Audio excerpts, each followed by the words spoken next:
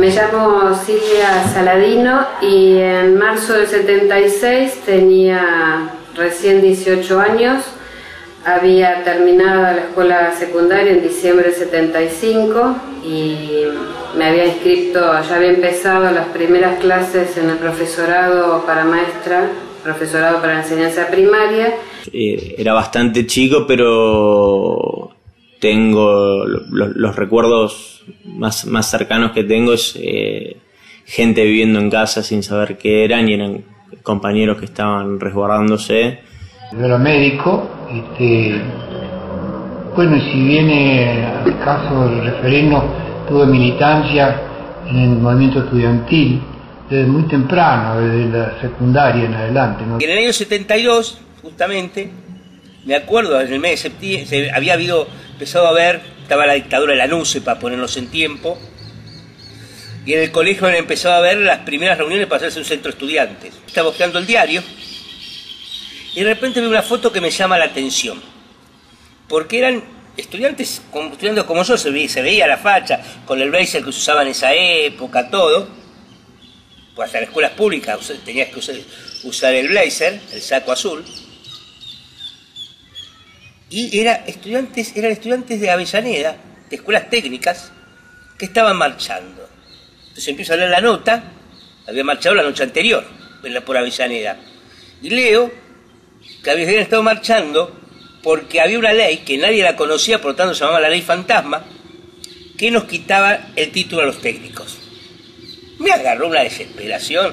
¿Para qué tanto mi viejo lo entrase a laburar, mis hermanos y yo estudiar, si nos quitaban el título? Entonces agarré, dejé lo que me estaba preparando de comer, me vestí rápido y me fui al colegio para llevarle la abuela mala, porque no era la nueva mala, no era la nueva buena, sino la nueva mala, a mis compañeros. Y cuando llegué, claro, tuve mi primera enseñanza de política, pues yo pensaba que yo le llevaba la noticia a mis compañeros. Cuando llegué al colegio, estaba todo el colegio reunido en el patio, y obviamente mis compañeros sabían más que yo de lo que estaba pasando. Ahí aprendí que la historia no empieza cuando uno llega. Yo viví una cuadra de la comisaría, y de chico tengo la imagen del vallado en las cuadras, en la cuadra de la comisaría yo estaba vallado, y había un cartel que después con los chicos del barrio lo tiramos, tengo el orgullo de haberlo hecho, que decía, si no se detiene se abrirá fuego. Comunicado número 1 de las juntas de comandantes generales.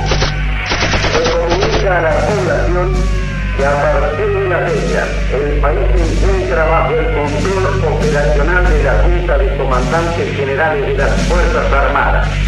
Firmado Jorge Rafael Videla, Teniente General, Comandante General del Ejército.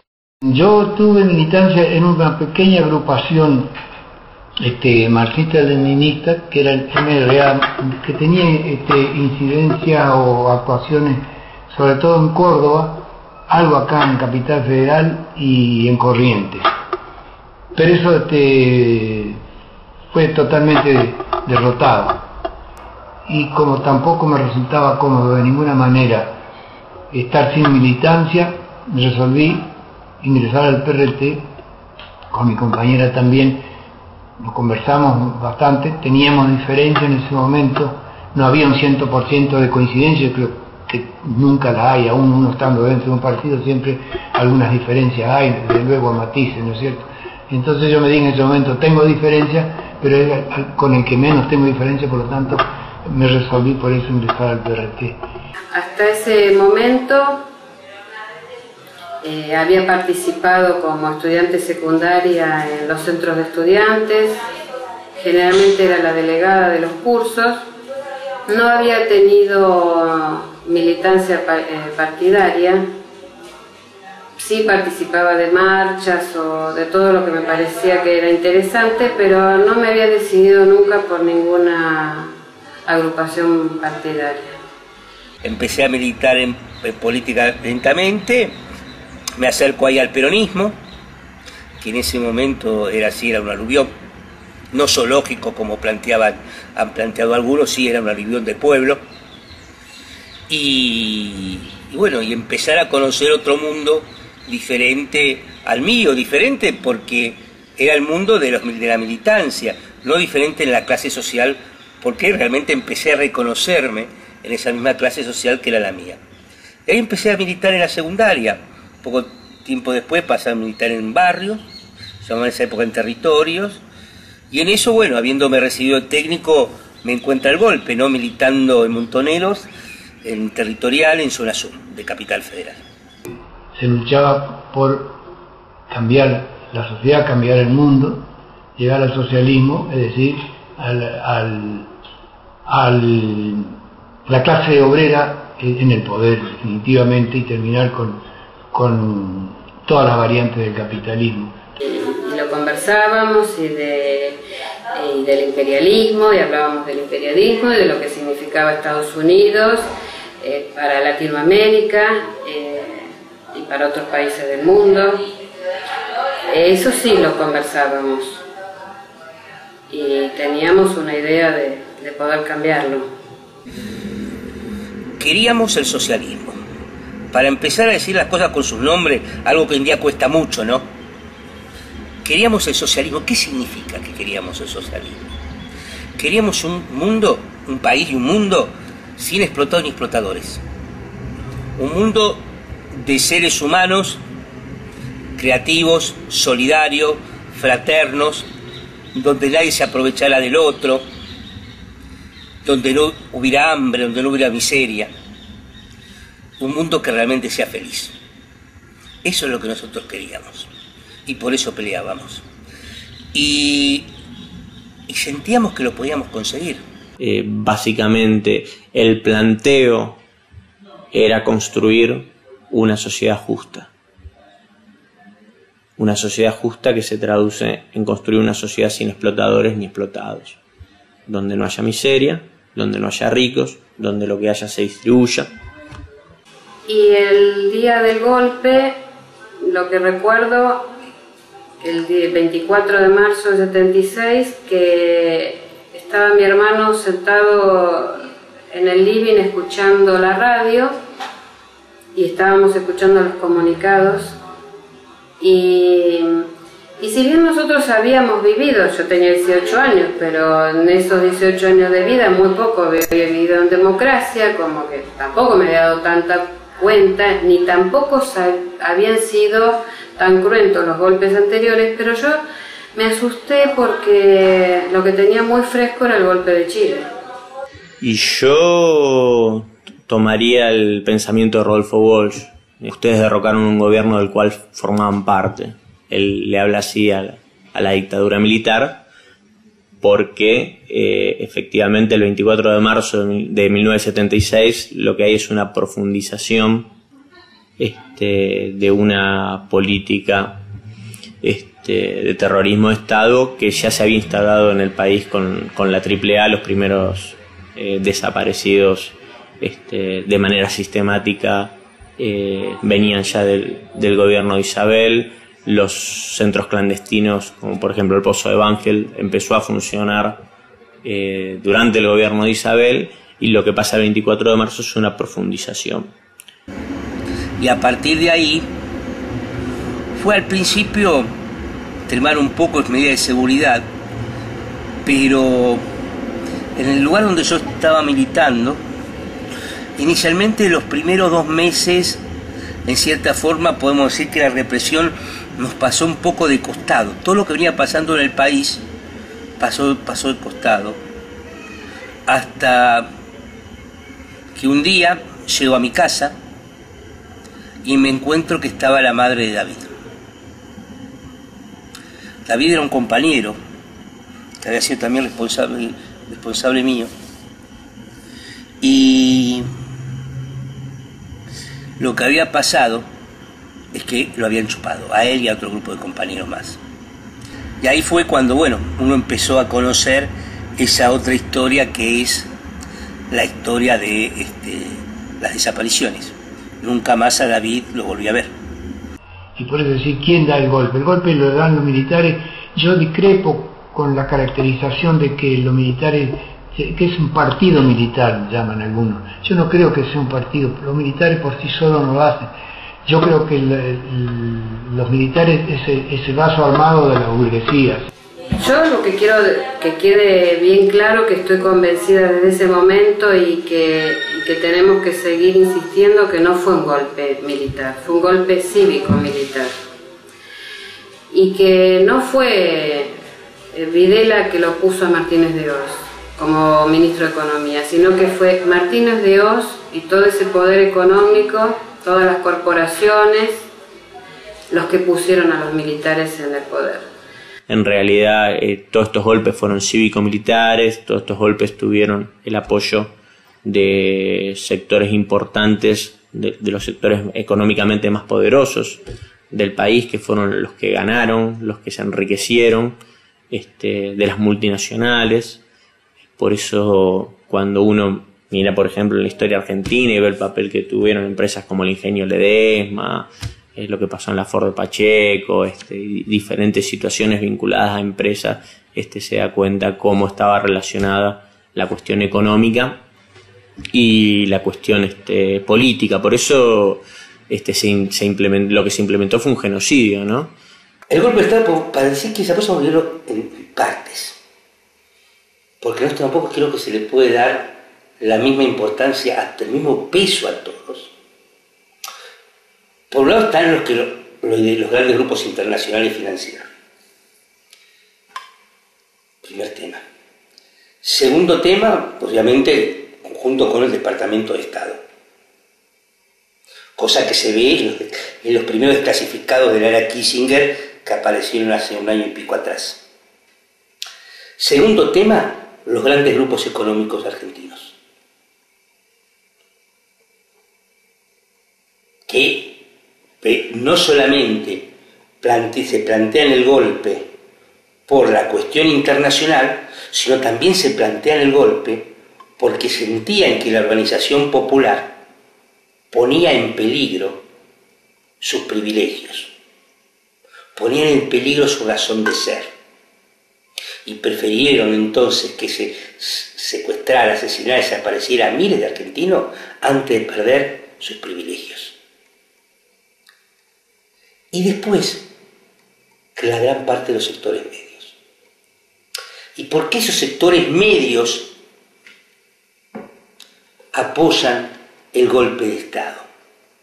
No pueden comprender que la injusticia es violencia y que va a generar violencia. Si vos no tenés para comer, obviamente, vas a hacer todo lo que sea necesario para comer. Y si vos consideras que tenés un derecho que te han quitado, que te lo están quitando, vas a hacer todo lo que sea necesario para recuperarlo. Por eso se dio el golpe, para destruir ese llamado social de nuestro pueblo, esa cultura de participación que nuestro pueblo tenía, para poder entonces imponer ese modelo que nos venden como la inserción de Argentina en el contexto mundial, que no es otra cosa que responder a los intereses de los grandes grupos económicos y financieros internacionales. Esa es la razón del golpe de Estado del 76. Y en los años, desde el 69, desde el Cordobazo, y lo que pasaba en el mundo con las luchas de liberación en África, desde el 58 lo que pasó en Cuba, hubo toda una generación donde el camino por el que se iba a lograr el cambio y la revolución era por las armas. Y entonces estaba todo, muchos jóvenes católicos, que así se forman también los montoneros, hay muchas organizaciones armadas que surgen de ahí, del tercermundismo, consideran que ese es el camino. Estaba todo eso en auge, ¿no? Estaba lo de Argelia, que habían logrado echar a los franceses, los vietnamitas que habían logrado echar primero a los franceses y después a los norteamericanos, estaba toda la descolonización del África, había pasado ya lo del Mayo francés, aquello de la imaginación al poder, de prohibido prohibir. Y entonces, obviamente, decíamos, ¿cómo no lo vamos a lograr hacer nosotros, nuestros sueños, ¿no? Si en gran parte del mundo se estaban haciendo. Y aparte se daba en un mundo que se estaba revelando, se venía hacía rato revelando. En Argentina, por un lado, todo eso que se dio a llamar primero la resistencia peronista y después la de todo el pueblo argentino contra las dictaduras militares, todas esas organizaciones que se fueron generando durante décadas. Por ejemplo, el Partido Revolucionario de los Trabajadores, el PRT, se crea con un propósito de modificar desde luego el sistema, combatir el sistema capitalista, pero entonces hasta el momento más avanzado no se hablaba de lucha armada todavía. Pero ya cuando se le cerraron todas las puertas, todas las posibilidades de actuar legalmente, a tal punto que cuando en Tucumán, por ejemplo, el PRT tenía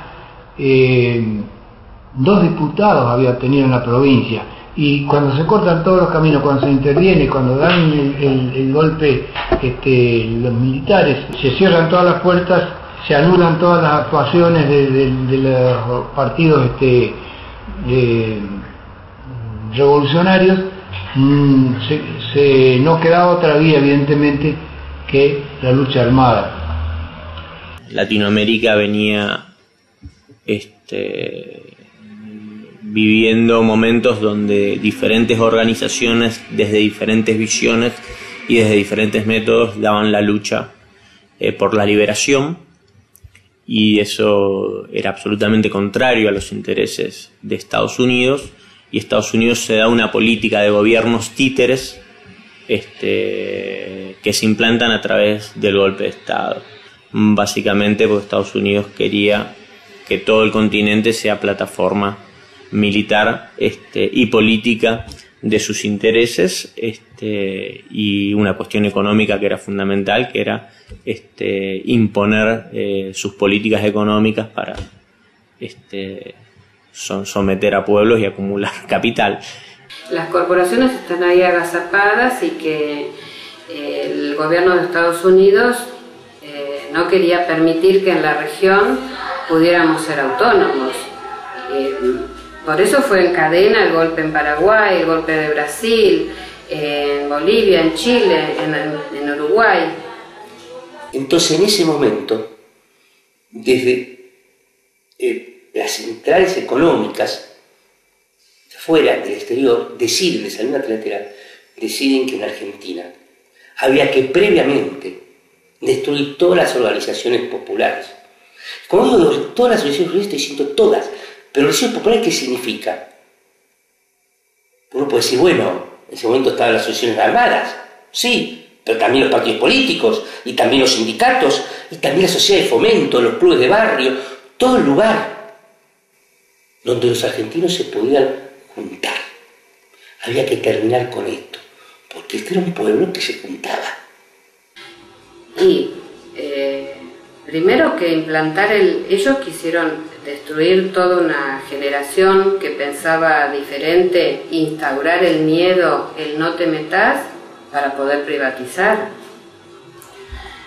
Yo creo que los beneficiarios fueron muy pocos, que es la élite que se benefició económicamente, porque después la clase media, más allá de todos los que sufrieron el secuestro y la desaparición y la muerte de sus seres queridos, además de todos ellos, toda la sociedad son sobrevivientes. Por eso digo que es pequeño el grupo ese de poder que se benefició económicamente y que cada vez tuvo más concentración de la riqueza. Yo creo que se beneficiaron muy pocos, ¿no? Se puede haber beneficiado un cierto sector. ¿Y a qué costo? Al más caro del costo más caro que se puede imaginar uno, lo que nos costó con el genocidio y destruyeron el movimiento obrero, que es del sector que más mártires tiene, más desaparecidos tiene, sin duda alguna. Y de los intelectuales, de los tipos militantes, por ejemplo, yo estoy seguro que nos eliminaron los mejores. Entonces, ahora estamos sufriendo esas consecuencias de jóvenes de 40 años que no saben trabajar en equipo, que no les interesa la sociedad en general.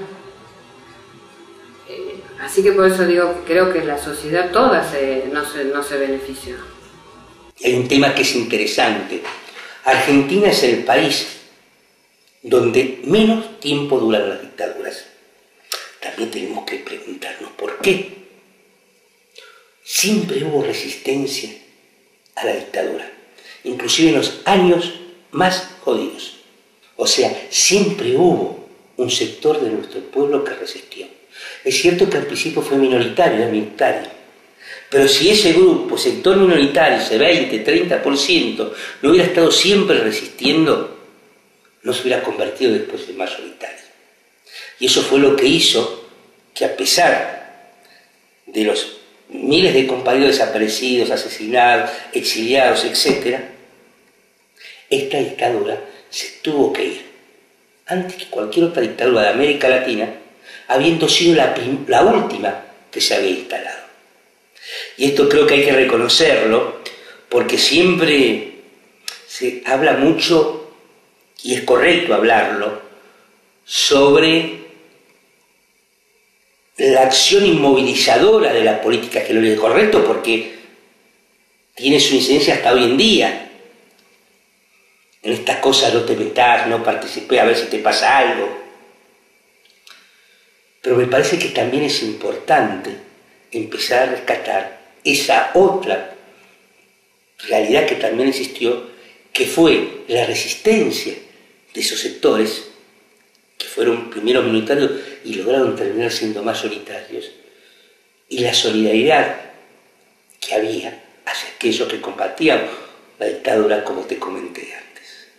Ahora, con respecto a los partidos políticos, había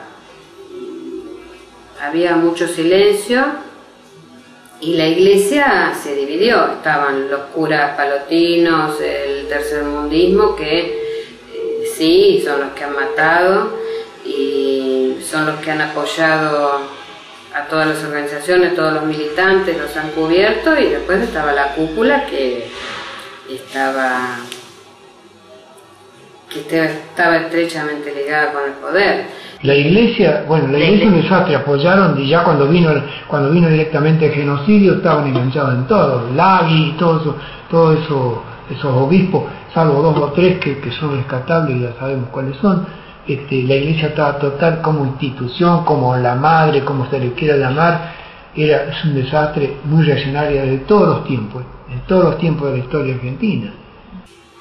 Y después con los medios hacían unas propagandas de denuncia, de denunciar tremendas, ¿no? Que denuncies a los vecinos y todo lo que significaba la industria nacional. O sea, eso es la parte de destrucción. El Estado era un elefante, que el Estado paquidermo, que había que, no decían destruir el Estado, pero como que nada servía. Y la industria nacional, es muy interesante analizar las publicidades de esa época, las sillas que se sentaban y se rompían y decían industria nacional, y que todo lo que valía era lo que venía de afuera.